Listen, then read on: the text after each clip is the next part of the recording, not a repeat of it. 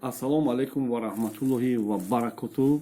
Бисёриё дар комментария нависидем ки чӣ дар тарафи таҷмуслима мегириву ба зидди одамое ки збор мекунанд гап мезанем.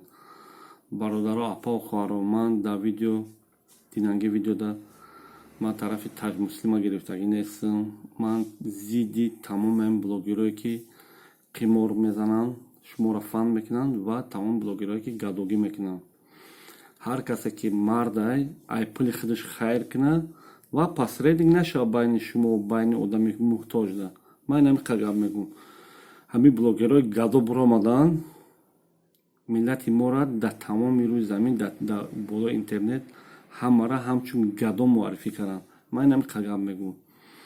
Дидем ин видео дар ягон калимаи ҳақорат нестай, найзазанӣ ягон гапи лишн нестай, лекин бо як хел оқи падарат ай зино, ай фоҳиша, ай саг шудагӣ бо ман ҳақорат мекунед. Ҳақорат не гуноҳи ман кам шуд. Аллоҳи меҳрубон ҳамаи ғарибон нигаҳбон боша, ободу сарбаланд бошен. Фикротон нависен ки ами агар блогерои гадо ай ютуб дафт шаванд кати ҳамин блогерои ки қимор бозӣ мекунанд беҳтарин кор мешавад ё не? Фикротон леки нависен.